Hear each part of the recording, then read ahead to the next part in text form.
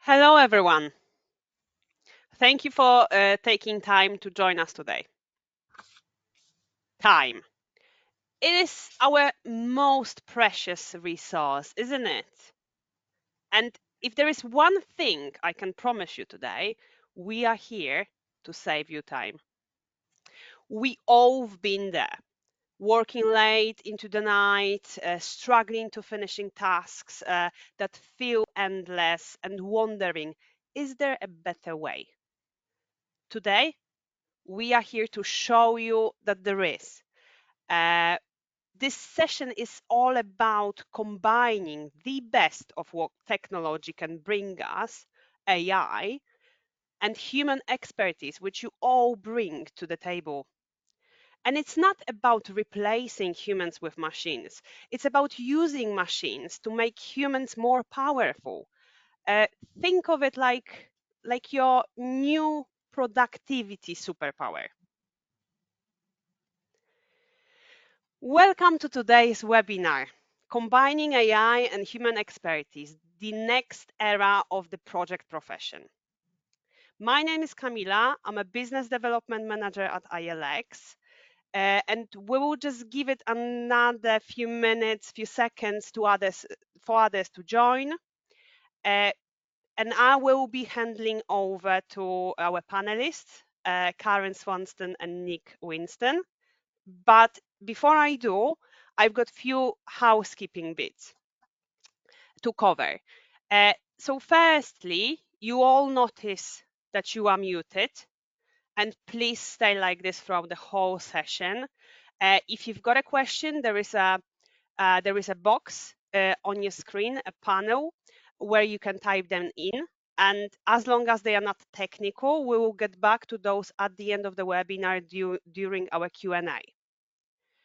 Secondly, this webinar is being recorded, so you will receive a follow-up email tomorrow with the link to the webinar, so you can rewatch it or you can share it with your colleagues. You will as well receive our feedback form because we value your voice and your thoughts, so please do share them with us. Additionally, we would love to ask you to give us a follow. We are active on LinkedIn, Instagram, and Facebook. And finally, today's session is around 45 minutes long. And as I said, there will be time for a Q&A at the end. So without further ado, it's my pleasure to hand over to you, Karen and Nick. Thanks, Camilla. Hi, everybody. I'm Karen. Now, I'm a training consultant specialising in project and risk management. And I've done that for quite a while now, as I add up the years earlier. And I think it's just over 18 years now since I first became a project management trainer. So I've got lots of knowledge and experience as far as best practice, which is what I'm going to bring into this session today. But as far as AI is concerned, I am no expert at all. I am fairly new into this world of AI, and we're going to explore a little bit about how that can be linked across to this best practice today. But it is a live session, and like I say, I am not an AI specialist at all, which is why I'm going to hand straight over to Nick. Thank you. Well, you said that. Hi, everyone. I'm Nick Winston. I'm a business psychologist. I generally teach things like negotiation skills, leadership management. I do lots of exec coaching. Over the last few years, I've got really into AI. So I'm an enthusiastic amateur, but what I can help with is how to use it in a practical basis, as Camilla said earlier, just to save some time. That's what this is all about, is how we can use these tools and machines that are readily available for you right now in order to save time. So let's jump straight in with some statistics, because these webinar things, they should always be some statistics around it. And ILX has done quite a bit of research around this. So the first one that we're going to play with is this one. 81% of organizations say that the speed at which AI is evolving is challenging. How does it feel, Karen, when all this is on the horizon, do you think? And exactly. And over the last few months, I've found that there's a real change as I'm talking to people as part of training courses and things. people's conversations are very much talking around AI, and it's a little bit nervous. It's kind of like, what's out there? What can we use? How can we use it? So yeah, the conversation is definitely changing, linking more into AI. I think it is, and people get nervous about it as well. So another ILX statistic was 64% of organizations say their employees have started fearing that their jobs will be replaced, or well, they'll lose their jobs or be replaced by AI. That's horrible. That's not nice at all in the slightest. If you're going into work every day nice and motivated, then you think, oh my goodness, how many months or years do I have before I'm replaced by a darn machine? That's not good at all. And 84% of organizations say employees will have access to more AI tools to be effective within their role. Now, we can combine these together, these statistics, to get a bit of an insight. The future isn't that you will be replaced by AI. AI makes lots and lots of mistakes. Towards the ends of this, Karen and I will mention a couple of them. What you may be replaced by, though, is someone who can use AI, someone who can use this assistant tool in order to do their job quicker, easier, more efficiently, with less stress. Someone who can go home at the end of the day, close their laptop, and actually have their dinner or their tea. Because that's the benefits that AI can bring us now, is doing things quicker and faster and easier. That's what Karen and I are showing you today, how to use AI in a project management environment to save time. Now, let's start off with a poll. So bear with me a second. Yep, that's all live and ready to go. Excellent. So can I invite you to jump across to Mentimeter? If you grab your phone right now and just click it towards that QR code, you're going to see a question. The question is simply, how much do you use AI at the moment? There's a rating scale for home and for work. This is anonymous. There's no right answer. Let's do a quick survey. So do that for me now. Go to the Mentimeter. I'll keep the QR code up for a few more seconds, and then we'll jump across and do a little bit of a benchmarking, a little bit of a litmus test to see how comfortable you are in different environments with AI at the moment. Okay, so let me jump across to Mentimeter now. Oh, lovely. I can see results coming in. Let's have those results played out for us. 42 people have taken part in the survey so far. 44, 47. That's excellent stuff. Okay, so we're hovering around at work. I think people seem to be hovering around that 4.85 mark. At home, a little bit less. It's interesting because I'm going to share with you some examples of how you can use it at home as well. The main focus is our project management environment, definitely. But using it in everyday life, that's what this is all about, most definitely. Okay, so I'm just going to jump that forward now and go back to our slide deck. Before we launch into the practical uses, it's good if we talk about some of the big topics that are happening in the next era of project management. We're not going to be covering these in depth. We're just putting them on the radar. And the first one is major data-driven insights. So this is where your organization invests probably quite a bit of money to fully integrate a decent AI system with all the data that you've been collecting over the last few years to give you insights as to actually what's happening, to do some gap analysis, to look at problem areas, to look at potential solutions. That's big. It's game changing, and it means more knowledge coming into our organization. Again, we're not playing with that, but Karen, are you seeing that in some of your client organizations at the moment? Yeah, a lot of people are saying that they've maybe had tools, AI tools now onto their machines, onto their laptops and things. And it was a case of they was a little nervous of using it, but also saying, well, given that they've now got this AI tool, that must mean that their organization is happy for them to use it. But how do they use it? What can they use it for? Is where the unknown is. So those are the big ticket items there that a lot of organizations are doing. Another one is streamlining of processes. A lot of the time we will spend an inordinate amount of hours doing repetitive tasks, and that's where AI can really kick in. So again, these are big implementations. This is where a full AI team comes in, takes a number of processes and starts to automate them in order to free us up to do more interesting work. I have one particular client where they had kind of a call center almost of around 300 people doing the same kind of thing while a backlog of work built up. AI was brought in to handle the simple tasks, and I have to tell you that not a single person was made redundant. Instead, those 300 people were then able to do the more challenging and more interesting work. We also have real-time optimization as well. That's where AI systems basically are looking at what resources are being used where, looking at demand and peak times, etc., and rearranging and planning resource allocation. So these are tools that can help people, but it absolutely can go wrong. AI is not good at dealing with novel and complex tasks, and that's where the human comes in. One of the other really big themes that comes in with the next era of project management is just the continuing message of how incredibly important a human being is.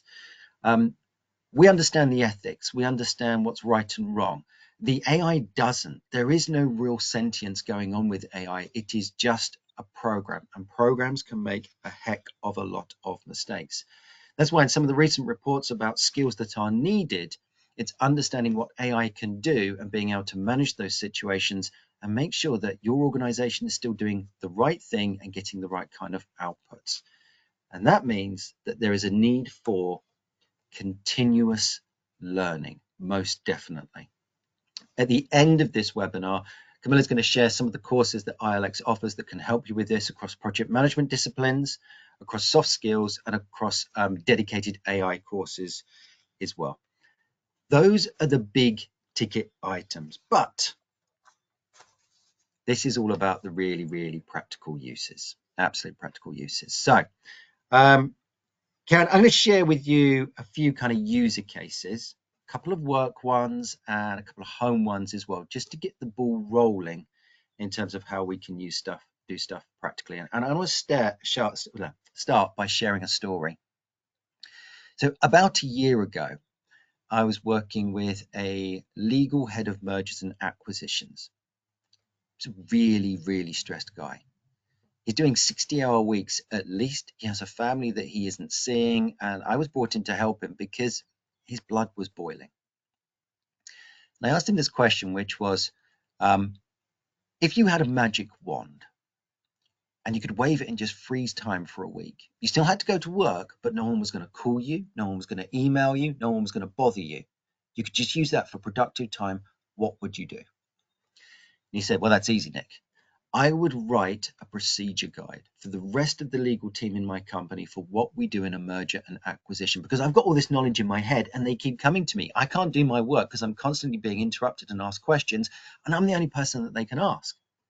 So we went to ChatGPT, which is one of the tools that we'll be playing with today, and said, you are a large financial organization. You are the head of mergers and acquisitions. Please write a guide for the rest of the legal team for what to do. And it went, and it wrote a 3-page guide. And his jaw dropped. And then I said, is that any good? And he said, well, it's not perfect, but oh my goodness, it's a start.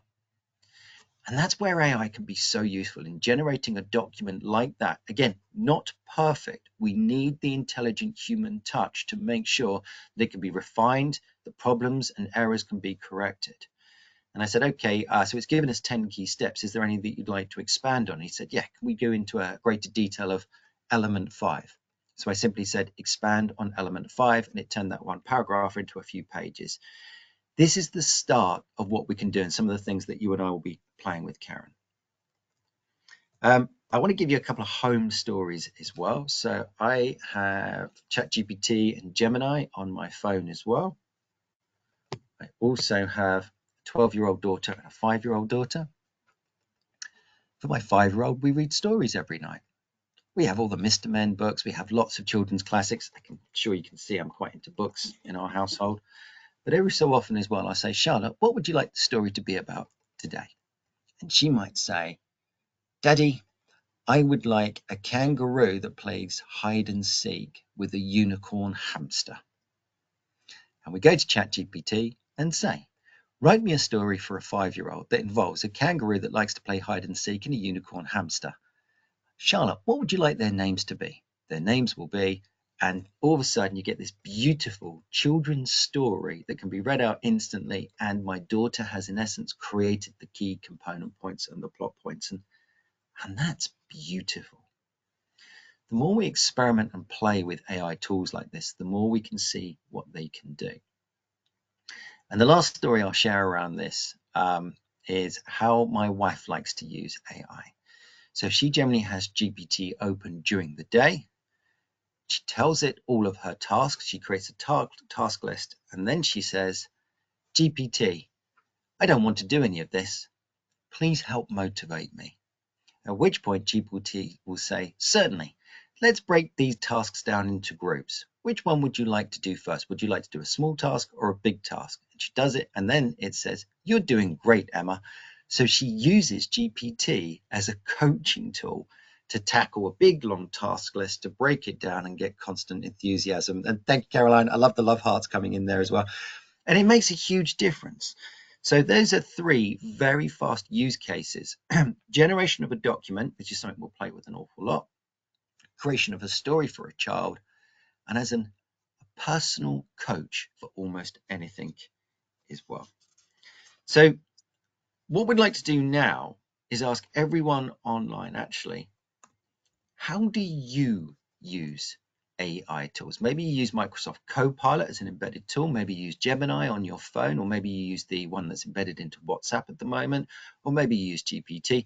So go to our next Menti poll, and I just want you to share, because it's great to be inspired. And every time we do these kind of things, I always get inspired as well. Wow, I never thought of using AI in that particular way. So have a look, share some thoughts. I'll give you a few moments, and then we'll jump over to that Menti again and have a look at what kind of ideas are coming in.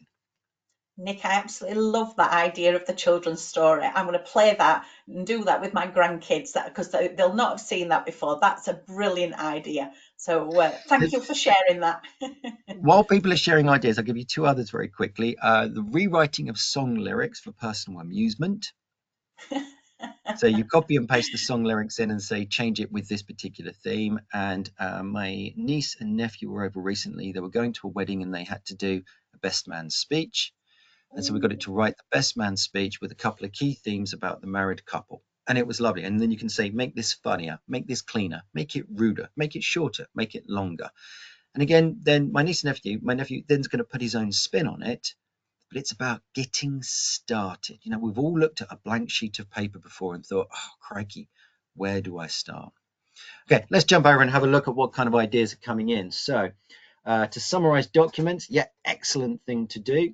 Ask questions and guides, ChatGPT and other chats with various companies. Lovely, excellent. Ask GPT to create fun images of my dogs. Other than that, I did recently undertake a course and couldn't make sense of the questions, so pasted it into ChatGPT. Yeah, lovely. A great prompt to using GPT or Copilot is to take something complex and say, simplify this so a 12-year-old could understand it. When we're teaching presentation skills on our presentation skills courses, we often say, use that prompt, because it makes sure that your presentation is nice and easy. Summarize minutes, analyzing data, starting documents, generate minutes, draft options, holiday planning, absolutely. Summarize meetings and presentations. You know what, let me jump out of this and I'll just show you a quick little tool as well that I quite like using.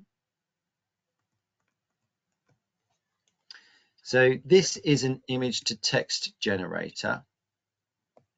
Yeah, and what I'm going to do is I just need to close down that.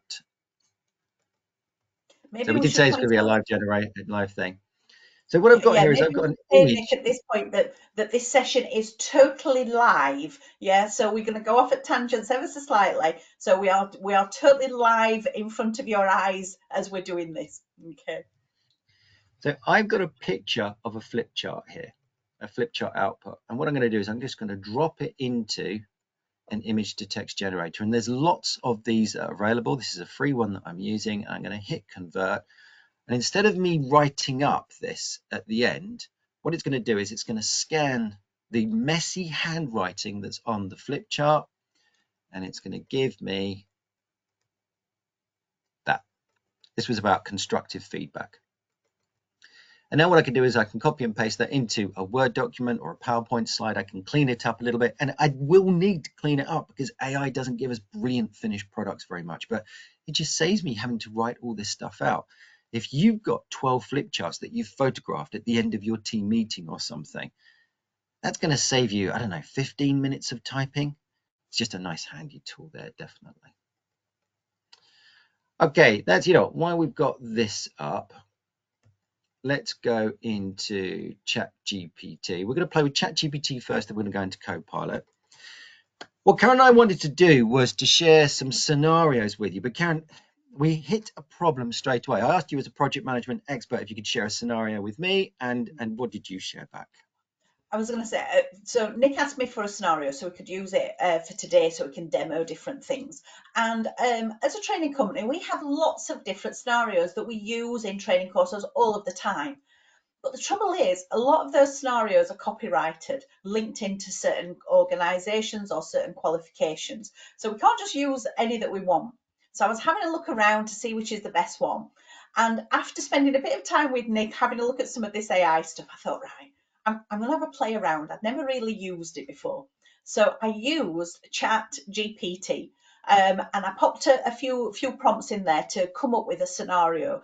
And I was astonished. It was really quick. It was really easy.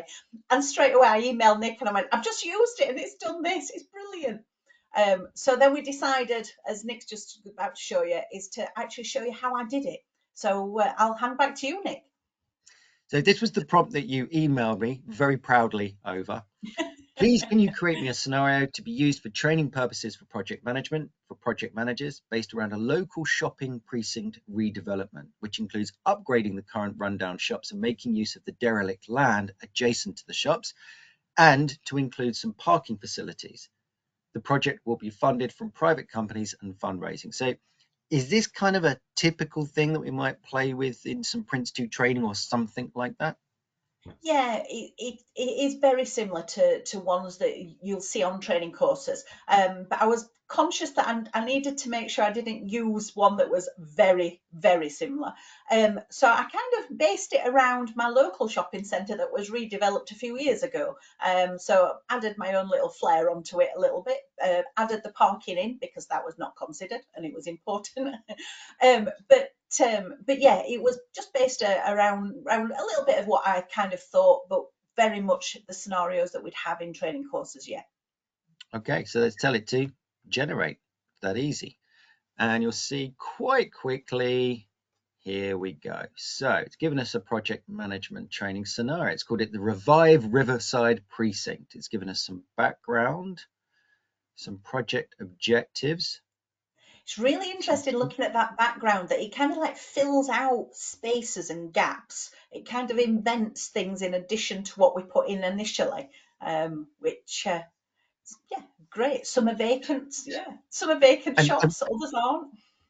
and what it's doing here is it's looking at tens of thousands of similar examples and trying to predict what we would want. We haven't given it much information in that initial prompt. So it's generating stuff. And you know what? We might think that's lovely. We might think, I really don't like that idea. This is where the human element comes in. Your expertise, Karen, to look at this and think, that's good, that bit isn't, and then give further instructions of drop that or enhance that, etc. So background, project objectives, it's got some key constraints that it's created there. Maybe we might want to say, no, this is a 3-year project or something. It's very easy to change those kind of elements. It's identified some potential stakeholders for us. And it's given, because we're trainers, it's given us some training challenge areas as well. So things that we might want to run through with our students and learners so that they became more proficient and practiced. Initiation of planning, communication, engagement, scheduling, risk management, budgeting, change management, etc. And then, this is where I love this, is giving us some scenario activities as well. So it's doing a whole load of work for us, and even optional twists for added depth. So when you were running this, Karen, you might then want to say to all the learners, by the way, midway through the construction, one of the investors pulls out, leading to a 700,000 funding shortfall. How do you manage this crisis? Doing things like that. Okay, so Brilliant. what do you think? Do you like it? Do you not? What would you like to play with next? From this is a really good starting point. And to actually create a scenario from scratch takes a lot of effort and a lot of time. One of the things that is apparent though is it doesn't necessarily use the terminology or the language linked into any specific methodology. So could we make it such as Prince 2 language? Of course. So I'm going to put in thanks GPT because I like to be polite. By the way, it doesn't care. It's not got feelings. It's okay. This is just basic manners. I think it's good to have this approach. So thanks GPT. Please could you rewrite this with Prince 2, and I'm deliberately making a mistake there, language. Yeah, there should be Okay, a so what's space the in between mistake I've just Prince. made, Karen? Yeah, there should be a space there in between Prince and 2. Prince 2 is together. So I'm going to deliberately leave that just to see how it handles it. Lovely. Oh, look, it's picked up my mistake and corrected it, which is great. So now it's turned it into a Prince 2 themed project. Still the same project. Oh, it's talking about project board members now. That's good. Yeah, correct terminology there, linked in for Prince 2. And now we've got a project mandate, a project Brilliant. brief, all very high level, quite brief stuff at the moment, talking about what is in scope and out of scope, a business Interest, case. interesting there, Nick. Could you just go back up a little bit for me? So it talked about the project brief in starting up a project. So a little bit further up. There we go. So sorry, the project mandate coming in starting a project. That's perfect. And then the project brief initiating project. So the project brief would be the trigger to come into initiating a project. But without knowing that, you might think that that's what's been created there. So it's you need that understanding of project management to actually decipher what it's showing you there. So the project brief would be the input to go into initiating a project. But great use of the wording though. Yeah. Sorry, jump to keep scrolling No, down. no. So, I Spotted mean, this is something. where you Yeah. and I are going to differ because I don't have your knowledge and experience of project management. And that's where having the expert really kicks in, is an understanding of actually, is this a valid document? Is this doing the right way? I wouldn't be able to make that call. So as a dumb user of AI, I can generate this, but I can't really know, is it any good or not? That's where our human expertise comes in. So we've got organizational themes, Yeah, plans. again, that's from Prince 2 6th edition, use of the word themes. Prince 2 7th edition uses different terminology. So it's interesting that it's picked up on the terminology that's been around for the longest, but the newer terminology has not been brought in because we didn't specifically say 7th edition, which I'd not necessarily thought of for that. Yeah, And we could do that if we wanted to as well. yeah. Scrolling down, pause me at any time if there's anything else that you want to dive into here. I For was going example, to say maybe, one that you've just gone past was a product breakdown structure. So when we're doing a project, one of the first things we need to do is really understand what the end product is, what are all the different products. We have a principal focus on products. So we can start to understand exactly what all the different elements are that's needing to be done on the project. So I don't know whether that could be explored a bit further. well, absolutely. Let's just jump down right the way to the end here and give it some more. So it's still giving us sample workshop activities, etc. And it also gives us little prompts. Now, Copilot and GPT both work the same way here, which is after they've done a task for you, they try and prompt you for what else would you like us to do. So here it's saying, would you like this packaged into a slide deck or workbook format? Would you prefer me to develop scenario-based exercises per Prince 2 process? So it gives us those prompts. But so what would you like me to do next? Create a A product breakdown product structure. Is that right? that, if it can do that, that'd be brilliant. This is great. Please now create a product, and correct me on any of my spelling or terminology points, Karen, because I don't know the correct terminology points. Product breakdown structure Yeah, for this project. Is that all okay? yeah, that sounds. We'll see.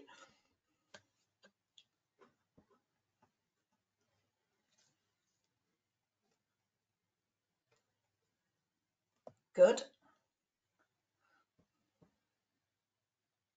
Brilliant.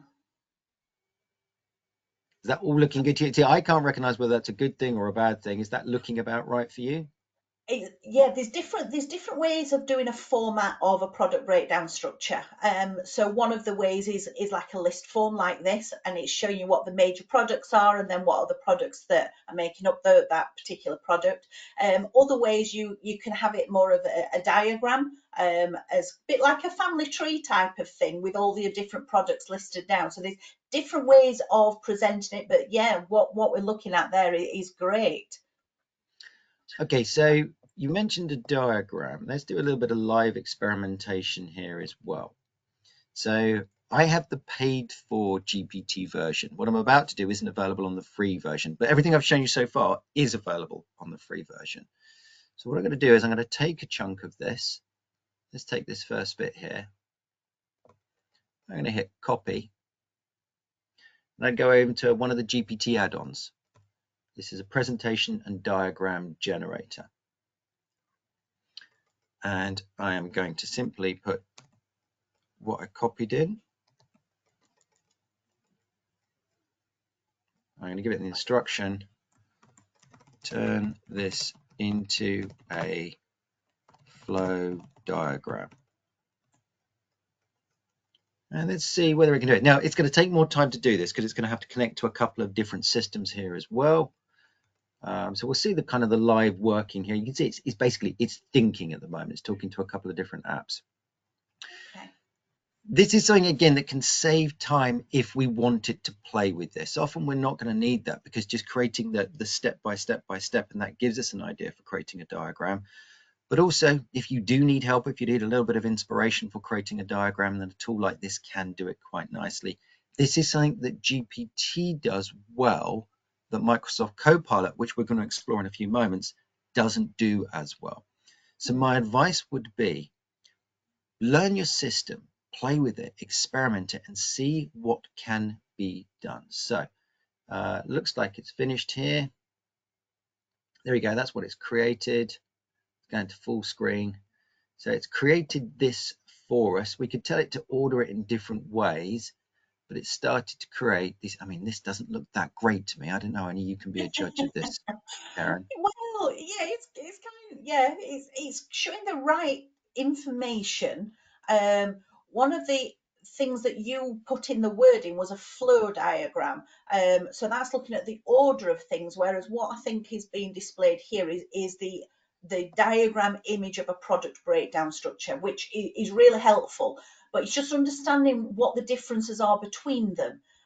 So again, this is coming back to, it's brought us up some great information, but it's about how we are translating that. So we need to understand what the differences are between them to know what we're looking at. Yeah. So going back to our original thing, is there anything else you'd like to do here before we jump over to Copilot? One of the other things that was within here, it mentions there about the product flow diagram might be the next thing to do, which is kind of what we've just looked at. But is it possible to explore the risk side of things as well? Absolutely. So it gave us a little bit of risks, but and how would you like me to do this? So just get it to identify lots of risks? Yeah. One of the things that I've played around with ever so slightly is I asked it to identify some typical risks for this type of project. And it was amazing what came up. And when we're doing risk management, just put my risk management hat on for a moment. When we do risk management, one of the things that a lot of people say to me is, where do you start? And I often, historically, used to point them in a direction of like a checklist, looking at issues or risks that have been identified before, and then you can check against it. Whereas if AI can do that for us, it's not just that in-house knowledge that we're referring to. We're looking at data that's come from lots of other different projects as well. So let's see what it's brought up for us. So it said, yes, of course I can do that, no problem. So we've got a comprehensive risk register going on, strategic and stakeholder risks, operational and construction risks. So it's categorized them as well, which is good. Yeah. Financial and fundraising risks, legal and compliance risks, project management risks, general recommendations as well for dealing with risk. Should we dive in a little bit deeper on one of these? What would you Okay. like to explore a little bit more? Just scroll back up a little bit further for me, can you?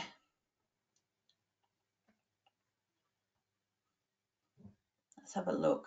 What about the construction risks? Yeah. So could we explore those risks a bit further? Absolutely.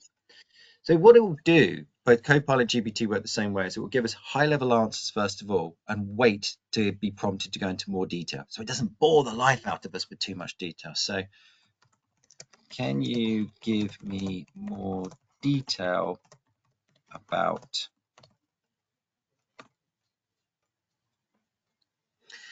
And it will do exactly that. Now it will give us a much richer, much more detailed document that we can start to play with here.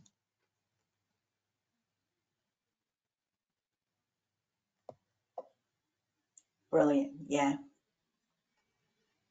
So now what it's doing is it's giving us a lot more. Yeah. Could we ask it for some risk responses? Can it come up with things like that? So how we could Absolutely. mitigate some of these? And again, it's given us a lot more information on these risks now, including probability, impact points. And look, it's already got some Oh, mitigation got some points in mitigation here in. built in, just because we asked it for more detail. Wow, Let's fantastic. take, should we take one specific risk maybe, Karen, and ask it to a mitigation plan for that? So let's play with... Could we ask it to look at mitigation actions to do with the UK weather? I don't know whether that was one. Oh, severe weather impacts. Yeah, risk 8.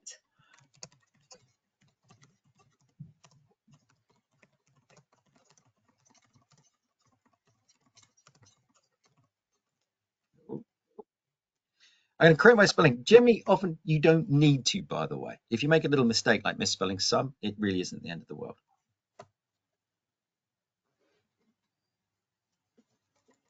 It'd be interesting to see what it says about the weather, because it's something that you can't really control. If it comes up with build it in Dubai instead, then that's not an okay answer.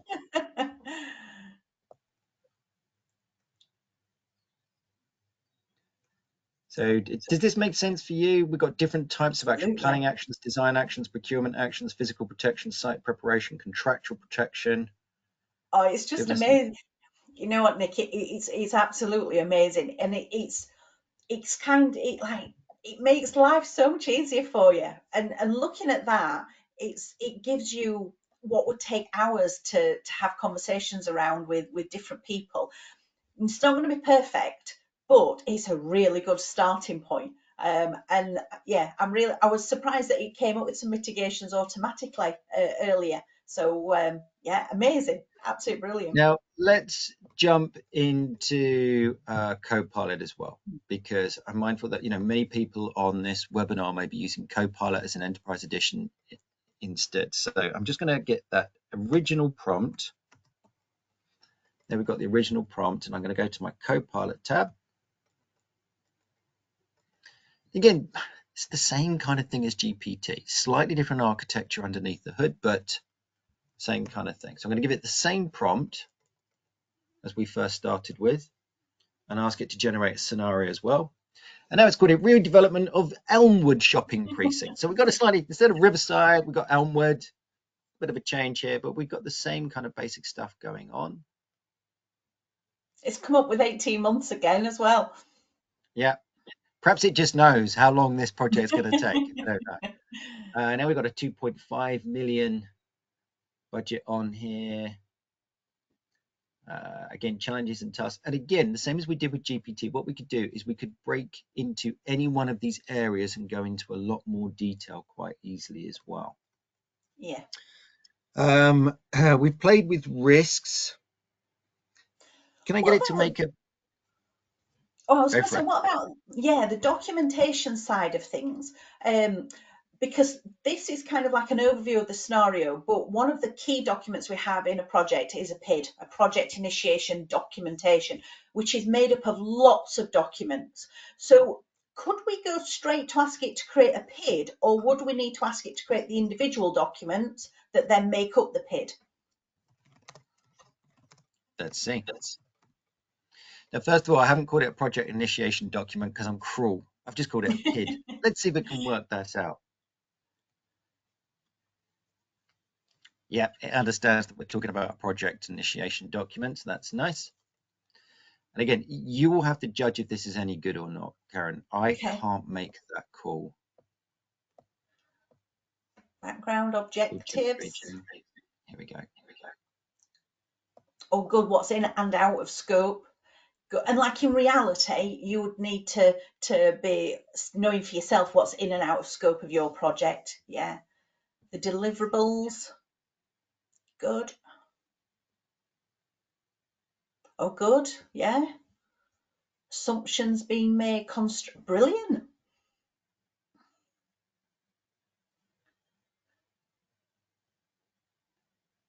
That's interesting that it's broken down the budget. Well, it's made all these numbers up, but broken it down. Yeah. Got your project plan with your different phases. Now, interesting, it's used the term phase there. In Print 2, we generally use the term of a stage instead of a phase. It's the same thing, but it's just slightly different terminology because we didn't ask this to use Print 2. So it's just using general terminology. Yeah. So we could, the same as we did with GPT, we could get it to rewrite this with Prince2 methodology, terminology, no problem at all. But I want to do one other thing before we start to wrap this up. I want to show you one of the other elements that can be linked in with Copilot. So I'm going to give this some very specific instructions now. I'm going to ask it to generate me a pitch document for some of these investors.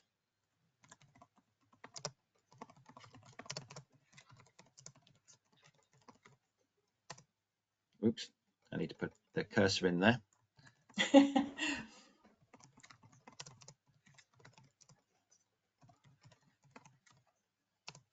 Actually, let's call it a presentation because that's what it's going to be.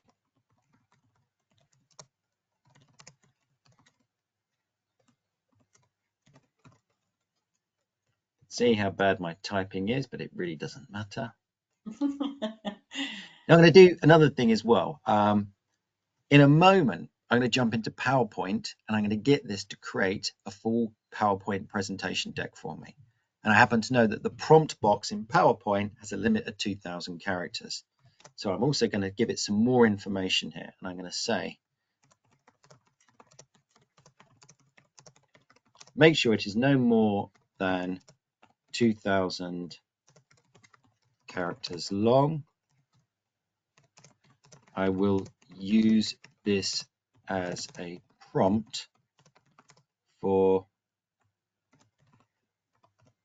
PowerPoint Copilot. That should do. Yeah, that would be fine.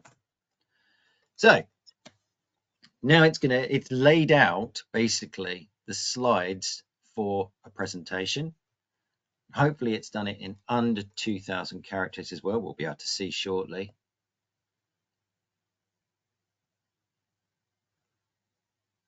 Okay, feel free to adapt the tone or content as needed. Let's give that a go. So now what I'm going to do is I'm just going to copy this.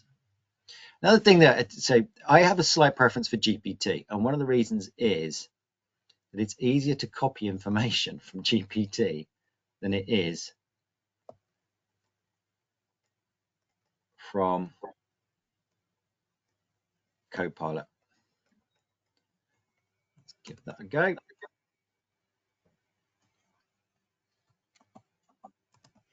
Okay, so now what I'm going to do is I'm going to jump over to a slide deck. Here's the slide deck that we're using for this presentation. I'm just going to open up a brand new slide deck. And I'm going to open up my Copilot tab up here. I immediately get a few prompts that jump straight out, like an image generator and a presentation generator as well. Here we go. So I'm going to ask it to create a presentation for me. I will need to edit this slightly as well. So you can see here it says we've gone over the character limit. That's all right. all I need to do is just take out some of this stuff. Now we're in, lovely. So the first thing it will do is it will give a general layout of the slides, and it'll ask me, is this okay? Am I good to go ahead and actually generate the slides for this? So it's doing that. And normally I'd take some time and actually read through this. I'm not gonna. I'm just going to be really blasé about this and go straight into generate slides. And again, this is one that takes a little bit of time. It can take 20 or 30 seconds, but just think about, you and I have probably lost so many hours to PowerPoint. I mean, PowerPoint can take up days of your life sometimes. I was going to And say what it's creating a PowerPoint in 20 to 30 seconds is like unheard. And it will give us a starting point. And I'm sure there'll be things that you and I would disagree with on here. We might want to change some pictures around, some animation points around, some fonts and some headings and things like that. But what it's doing is creating an initial deck for us. And that's such a time saver. And sometimes one of the greatest benefits can just be giving you that starting point instead of working with a blank page. So here it is. This is what it's come up with. Let's put it into full slideshow mode. And here we go. Here's our pitch for investors to help transform the Elmwood shopping precinct. Use some nice pretty pictures.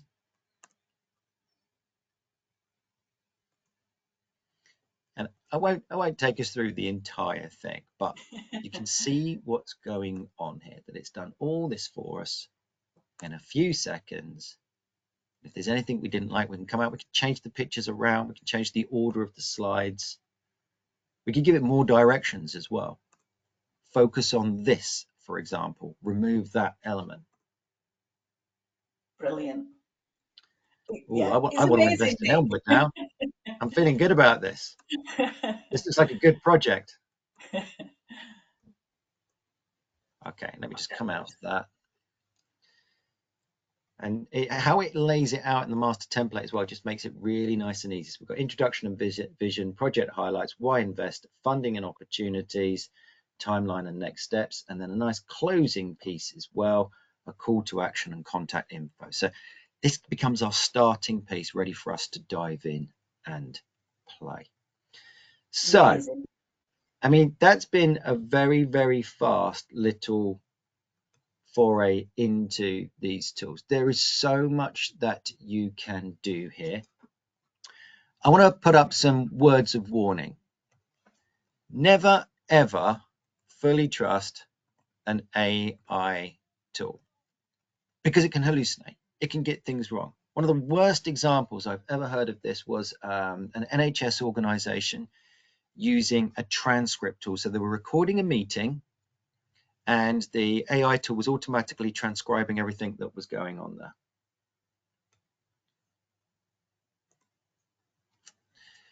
And the AI tool started to make stuff up. Where the meeting was silent, it created two fake medical doctors and things they were saying, and then embedded them into the transcript. You always need a human being to be part of this process. You absolutely do, because if you don't, if you just fully trust AI, things are going to go wrong. AI is not a really smart tool. What it is your dumb assistant that can focus on something and just churn through stuff. And that's how we can use it to save time. That's how we can use it to actually make a difference to our lives, so that we spend 20 minutes making a document instead of 4 hours, 20 minutes making a presentation instead of 4 hours, or helping it to create a list of risks that maybe we weren't fully aware of, things like that. Your thoughts, Karen? How do you think we're Well, going to get used to this? I was going to say, when we first started talking about AI, first of all, I felt very old because I was like, I've no idea what it's about. But one of the things that it really reminded me of is when the internet came about. And I remember there being the one computer in the office that had the internet on it, and we started to use Google. And there was a lot of people that was very scared of the internet, very scared of Google, searchers, not sure how to use it. And it's kind of like we use that all of the time now. And with Google, sometimes you'll put things into a search bar and it'll come up with some brilliant stuff. But other times you put things in and it's a load of rubbish that comes out. So you need to kind of filter through it. And I feel that AI is very, very similar to that. That what you get out, you need to have a look at to see if it is what you was wanting it to do for you. Yeah, It's the don't just continuous presume. learning, isn't it? Yeah, the training, continuous learning, absolutely. Now, you can also see that we've got our final poll up, our final Mentimeter poll. So what I'd like you to do, if you haven't done it already, is please just point your phone at the QR code again, or just go back to your phone Menti survey and share with us, what are you going to take from today's session? What's inspired you? What do you think is going to be useful for you? Because I've got one final AI tool to share with you before I pass back to Camilla, before we pass back to Camilla to look at some further learning options as well. So let's jump over to the Menti. Looks like a couple of results coming in, but I'll give it a little bit more time. So go over to that Menti survey. Again, QR code's on the screen for you at the moment. Just share, what will you take from this session? What's been useful for you? How's it going to make any difference for you? Hopefully, you're going to find a way to help it save time. So let's have a look and see what's coming in. Oh, okay, loads of stuff, loads and loads of responses. This is lovely. Trial and error, efficiency gains. Wow, what a time saver. I struggle to get started. This is great to get over that hump. Yes, it is. Absolutely. Use it to get started. Play around with AI to see what the benefits are. Ease of searching, auto generation, how to create presentations from scratch. Okay, so this is lovely stuff, but I've got a problem here. There's 30 responses already. How am I going to make sense of all this? I know, I'm going to use AI. So Mentimeter has an AI system built in that just links answers together. This is the final little bit that we're going to show you. It is not perfect. It's not perfect at all, but it can be a useful thing. So next time you're running your team meeting and getting lots of survey responses. So what we have is 21 responses indicating time saving, 5 responses focusing on the human-centric approach is still important, 5 responses around auto generation, 4 responses on presentations. It's just, that's the kind of thing that we can do. Just nice, fun stuff. Menti will spit all this out into an Excel spreadsheet for us and things like that as well. So, Camilla, perfect timing. Hopefully that's been enjoyable. Camilla, can we hand back to you? Of course, thank you very much, Karen and Nick. That was very insightful, and it was very exciting to see how our life can be easier.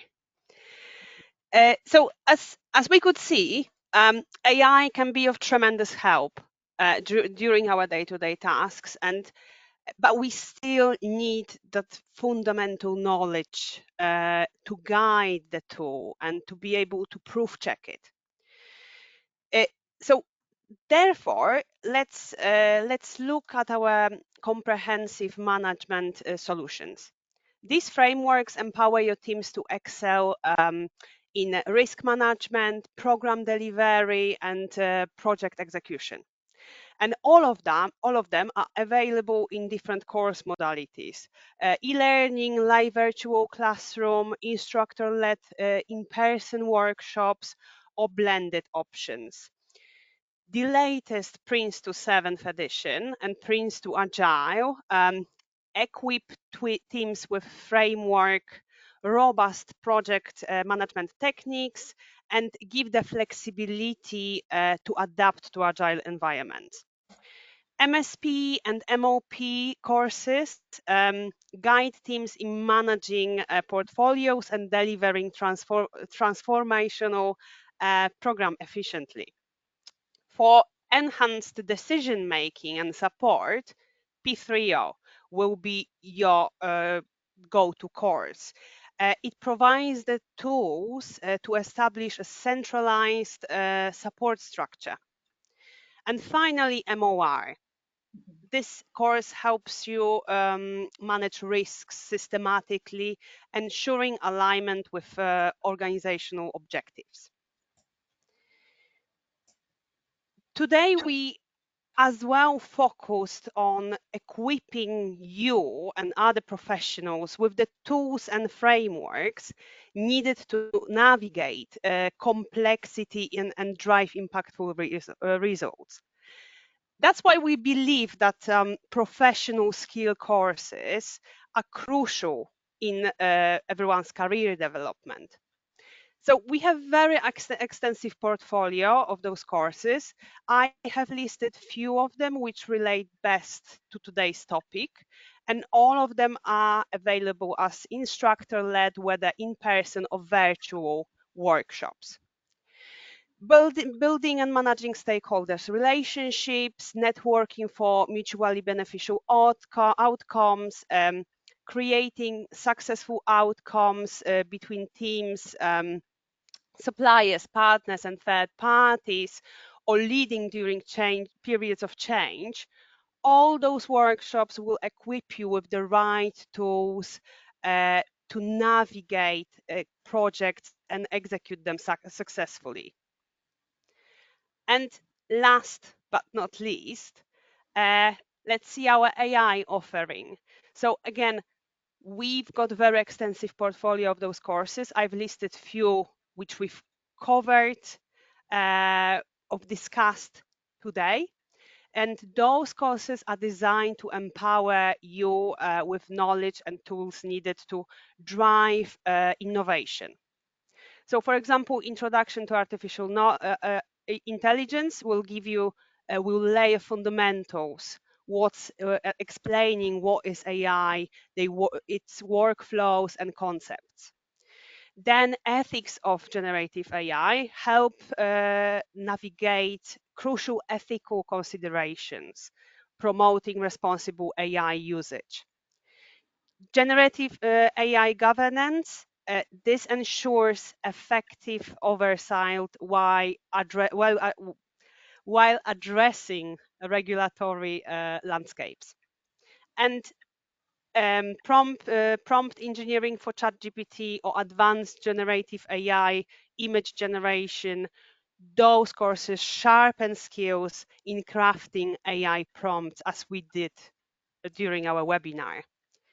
So by integrating these courses into your professional toolkit, you'll be better equipped to solve complex problems, manage key relationships, and lead with confidence, even in the face of uncertainty. Now, Is that Camilla, the I time? couldn't resist. I couldn't Yes. resist that when we were, doing this, just quick checking through the slides half an hour ago. So I use DALI as part of GPT, and I use Microsoft Copilot Image Generator. So I just put in a prompt of a successful project manager using AI nicely. That's what it came up with.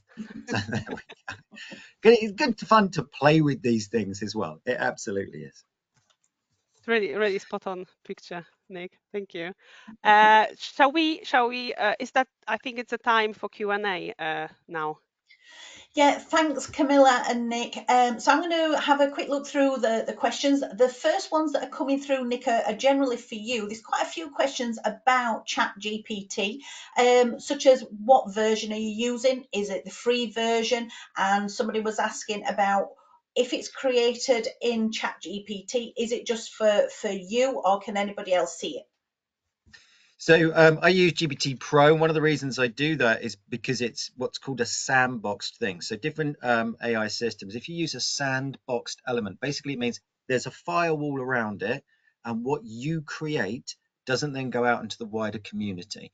This is why there's a lot of security issues around using free things. So quick tip, if you use the free version of ChatGPT, which is brilliant, or the free version of Copilot, which is available to any Microsoft user full stop, never put personal information in there, ever. Don't put the name of the project you're working on. Don't put your organization. Don't put any details. If we jump across, I'll just go back to the GPT slide. So you may notice that GPT knows me. It says, hey, Nick, etc. That's because I've got a paid for version up here. And that gives me access to all of these other lovely tools as well. And I'll just quickly show you so many other AI tools as well. By the way, it's cost me about £13 a month. For me, it is a no-brainer for how much productivity gains it gives me. But you don't need to do this. You can absolutely go for the free version as well. Just quickly close down. So these are all the lovely different AI tools that £13 a month gives me. Some are great, some aren't. That data analyst one, it's not that good yet. It really isn't. Professional writing coach, absolutely superb. So DALL-E, I love the image generation with DALL-E, and I use Sora to make small little short videos as well. You can even play with cartoons and things. So there's lots of different options there. The key thing is, though, again, if you're using the free version, which is good, you're using the free versions, be careful with sensitive information. That's a really important element. Anything you put in trains the system and therefore can appear on someone else's search as well. How safe is AI from viruses? Well, the first answer is I can't tell you that. I don't know. I'm not a security expert, but what I would say is the AI system itself is happening on a cloud. I find it very difficult to imagine a virus thing being transmitted other than normal through your normal interaction on the internet. I think you're more likely to get a virus from clicking on something bad or opening a bad email than you are from from using an AI system. Thanks, Nick. One of the other questions from Sarah was talking about a diagram.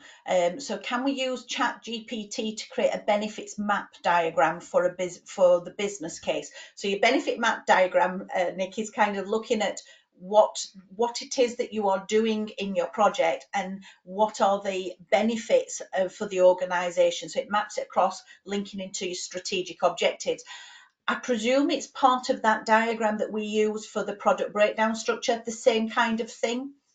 Yeah, so GPT free version won't create you an actual diagram. It will create a description of a diagram with points. To create an actual diagram, you need basically one of the paid versions, and that's where I'm going to go to something like this, one of the add-ons, presentations and diagrams, and it can create workflows. It can just create a whole load of diagrams. What I would say with it is it's useful. It's not amazing. It isn't yet. So AI is in a constant evolution, and I like to test it out and see what it can do. And there's an awful lot of hype of, this is going to be absolutely amazing. The project diagram stuff, as you saw when we did the live test, it's not perfect at all. I've got it to do resource breakdown structures. Then I've got it to do resource breakdown structures in a Prince2 way and an agile methodology way as well. Then I've got it to enhance them. I've got it to do all those kind of things. The diagrams, they're a good starting point only. If you're thinking, hang on, what's this even going to look like? Use a tool like GPT to show you what it will look like. What it doesn't do, even come close to doing, is creating something that I would be happy to present back to a project board. So Okay. the answer is yes, but it's not great. Okay, there's another couple of questions I want to go through. One of them, tying into what you're just saying there, is which is most user friendly? Is it Chat GPT or is it Copilot? It's whichever you find. It really is. For me personally, I prefer GPT. I know lots of people who prefer Copilot. And remember, there's more than that. It's not just GPT and Copilot. It's something you might be using DeepSeek, for example. So my advice here is play and see which you prefer, and then spend most of your time on that particular one. There really isn't a right or wrong answer here. I think Okay. GPT for me, because I've been using GPT for at least a year and a half, and basically our entire family uses GPT now. Okay, we have it on our phones. My daughter uses it. She's got brilliant ethics. She won't use it to do her homework. Fully respect that, which is great. That's what she But she tells will you, use it Nick. to get ideas about her homework, though. There's one other question, and this is for Camilla. So you mentioned about the AI courses. Are they available on e-learning or is it virtual or classroom only? Some of them, yes. So from the courses what we've listed for today's webinar, Introduction to Artificial Intelligence is available as e-learning. The rest of them are available as virtual instructor-led sessions. But as I said before, we've got quite extensive portfolio with those. So please go on our website and check what we've got there. Brilliant. And I think that concludes all of the questions that's come through. I think we've managed to answer all of those. So Camilla, any final words from yourself? I just wanted to say thank you. Thank you all for joining our webinar. And I hope that you found it useful and that we've shown you ways to save time. And I didn't lie. And as mentioned, we will be sending our email tomorrow to you with the recording of the session, so you can share it with your colleagues and rewatch it. And please check our website for other training courses. And again, thanks for joining, and we hope that you've got a great day. Okay, thanks everybody. Take care. Bye. Thanks, lovely people. Bye, guys.